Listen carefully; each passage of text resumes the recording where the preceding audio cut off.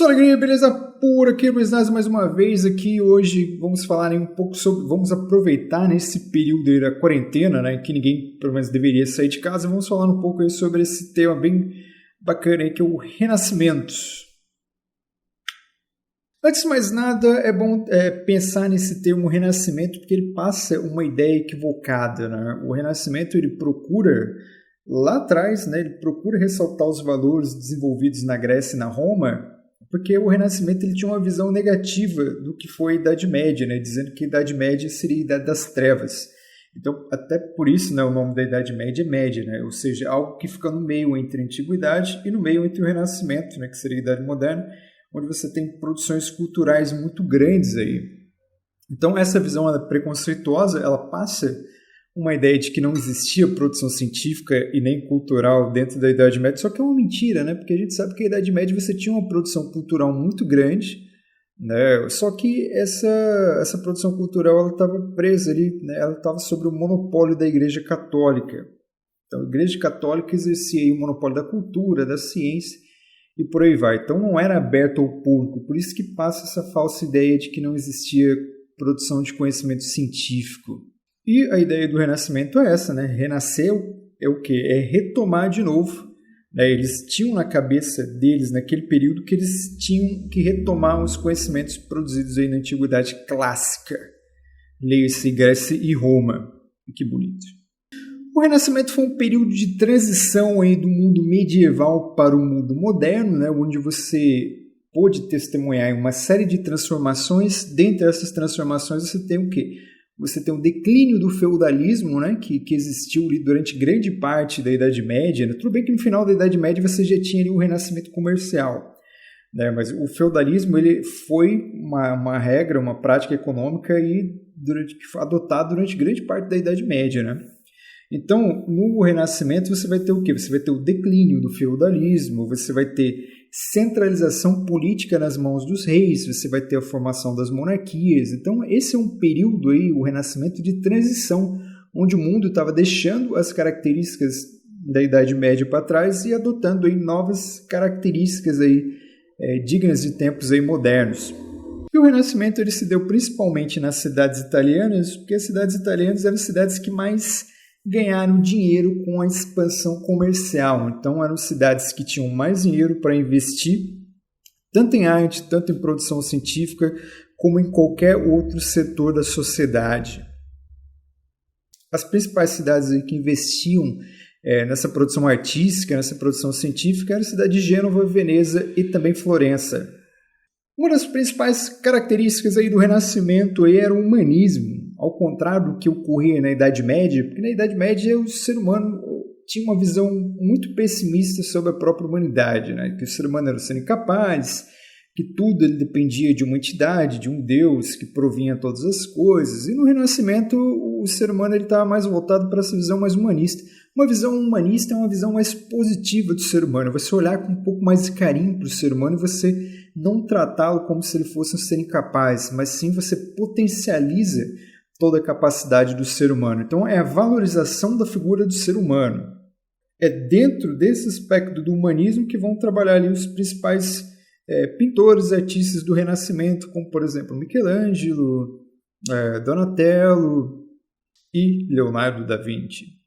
E a melhor forma de expressar aí o humanismo seria através aí dessa volta, dessa retomada aí da cultura aí da Antiguidade Clássica. Tanto é que você pode observar nas obras de artes que eles tinham uma relação muito próxima do que era produzido na Antiguidade, que era considerado aí a perfeição, né? Um modelo perfeito, que lindo.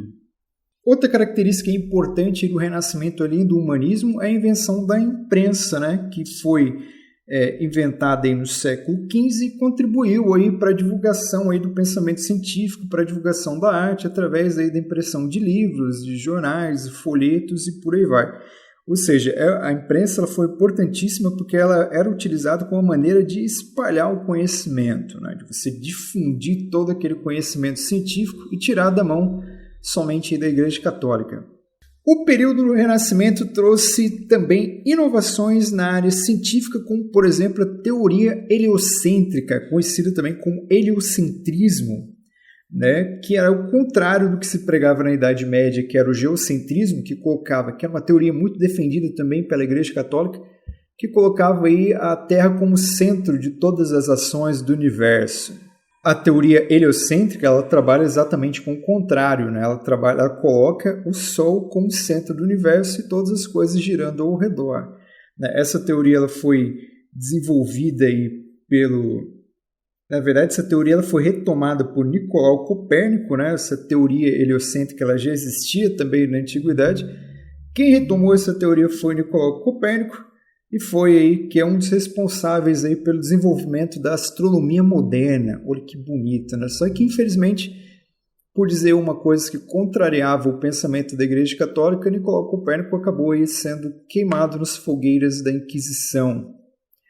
Então, essa época era uma época que também a liberdade de pensamento ela não existia muito, não. Você era obrigado a concordar com certos dogmas aí que eram impostos pela Igreja Católica. Quem foi responsável por aprimorar a teoria heliocêntrica foi Galileu Galilei, que acabou provando, né, a ideia de que o Sol seria o centro do universo.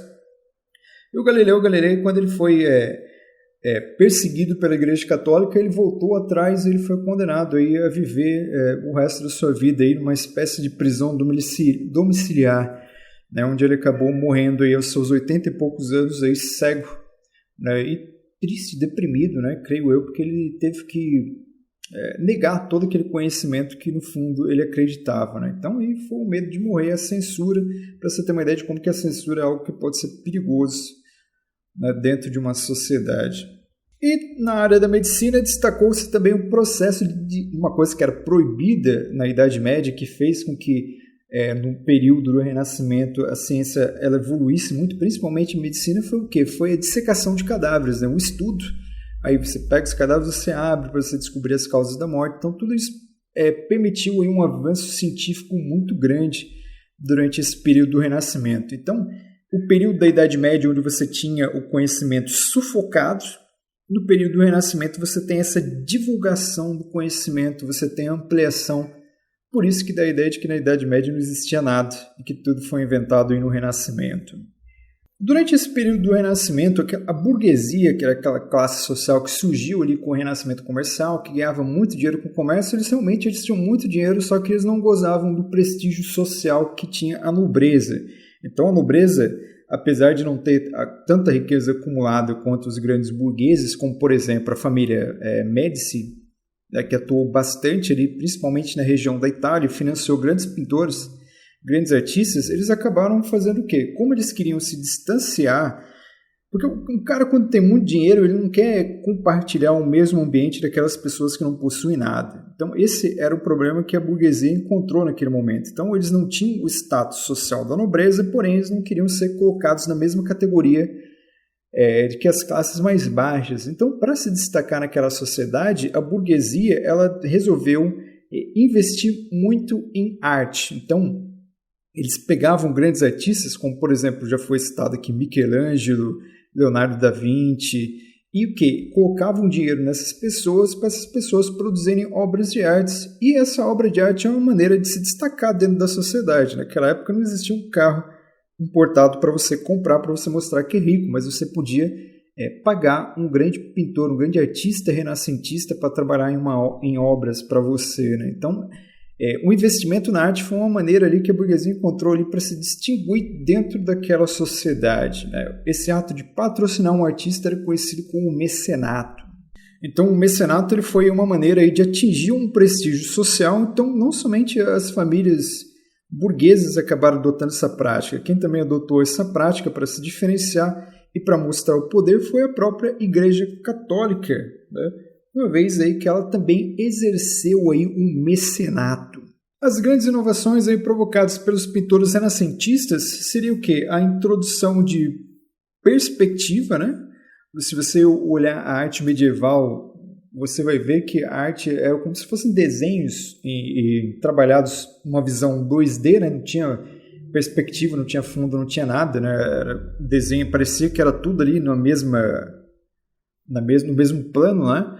Os renascentistas eles tentaram aprimorar essa arte, então eles começaram a criar técnica de produzir sombreamento, criaram técnicas de produção de perspectiva para dar uma ideia de fundo, e também eles voltaram também principalmente a cultuar o corpo humano, né? Uma coisa que era muito comum na Grécia e depois foi comum em Roma, e que os renascentistas resgataram essa ideia de cultuar a figura humana. Então você vai ter uma produção em massa, né, de esculturas, aí, principalmente valorizando aí a beleza, né, a perfeição do corpo humano. Que bonito, né, cara?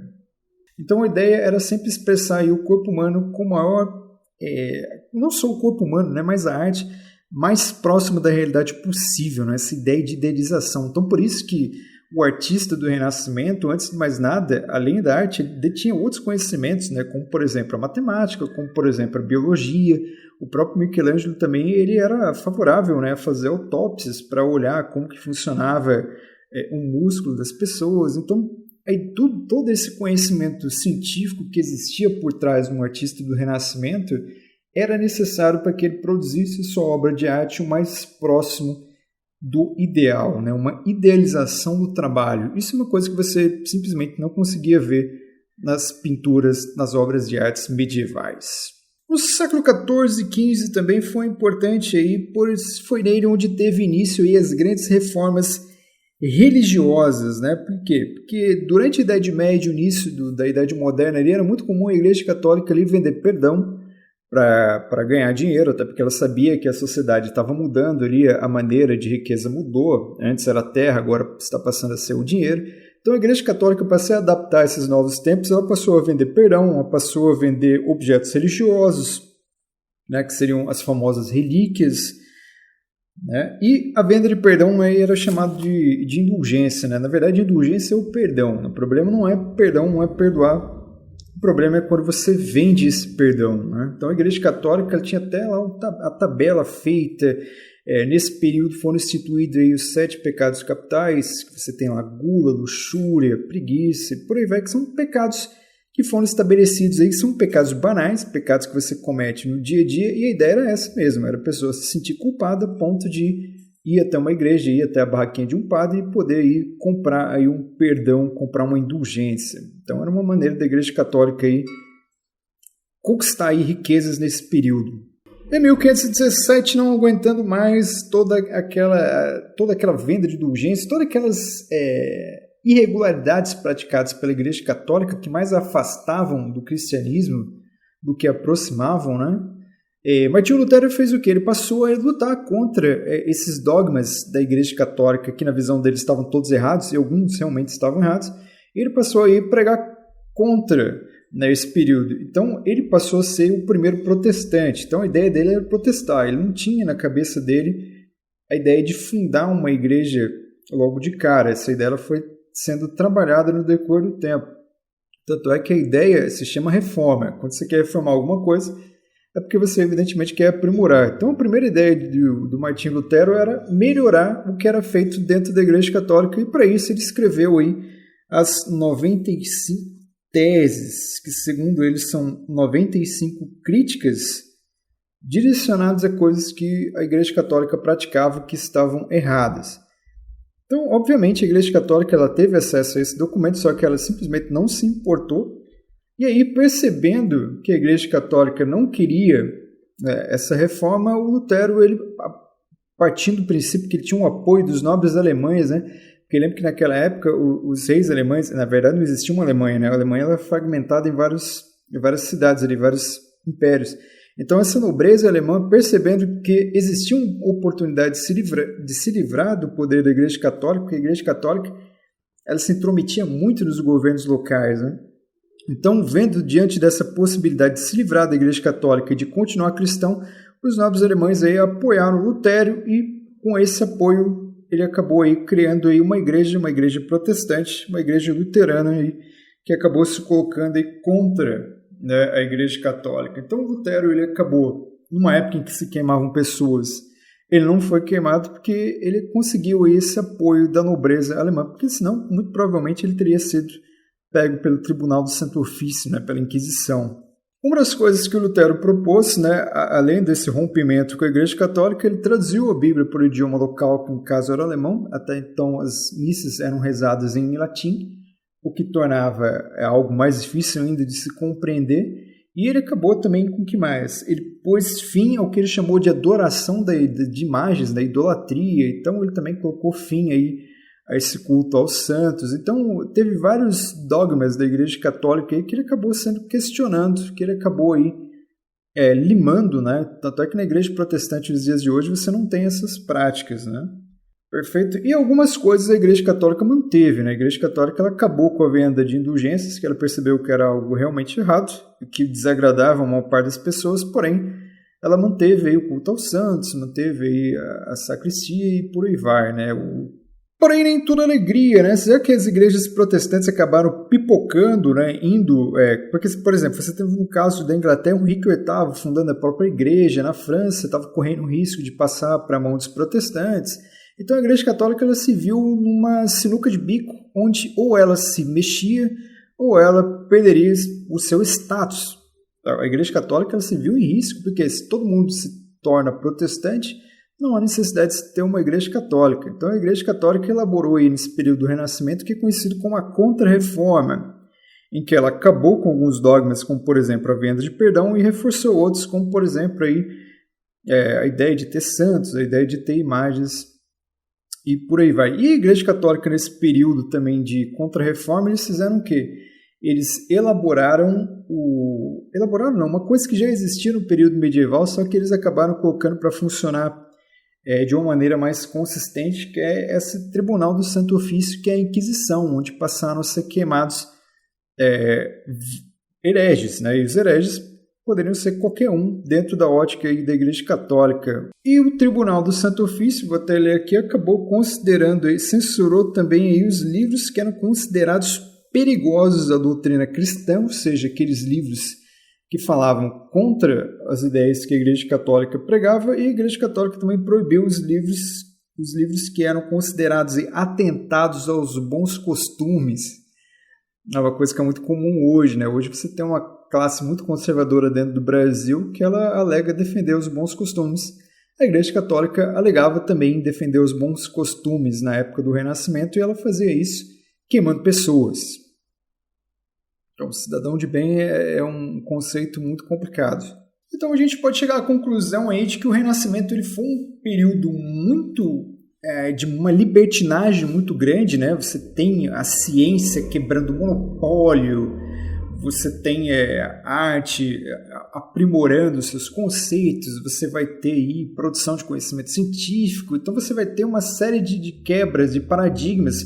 Só que durante esse período também, na Idade Moderna do Renascimento, você teve um período de repressão muito grande, porque foi o período onde mais a Igreja Católica perseguiu e queimou pessoas, né? Então você tem um período de libertinagem seguido de perto aí por um período aí de extrema repressão, né? O que torna aí esse período do Renascimento ele bem característico, bem único na história aí da humanidade. Espero que todos tenham gostado. E mais para frente eu pretendo fazer alguns vídeos aí aprofundando assuntos, como por exemplo a arte no Renascimento, que agora eu só falei por cima, né? Falar de Michelangelo, de Leonardo da Vinci, né? Podemos abordar também um vídeo aí para falar mais aprofundadamente da Igreja Católica, mas eu espero que todos tenham acompanhado esse apanhado geral aí para entender mais ou menos o que foi esse conceito aí tão belo que é o conceito do Renascimento. Que lindo, né? E dá para a gente fazer aí uma comparação com os dias de hoje, né? Onde você tem aí, onde a sociedade ela evoluiu em muitos conceitos, só que ela é acompanhada também de uma repressão aí de uma classe que, na verdade, ela atua porque ela tem medo, né? Essa classe conservadora ela só atua na sociedade porque ela tem medo das grandes transformações. Certo? Espero que tenham gostado aí. Um abraço, um beijo, um queijo e até a próxima.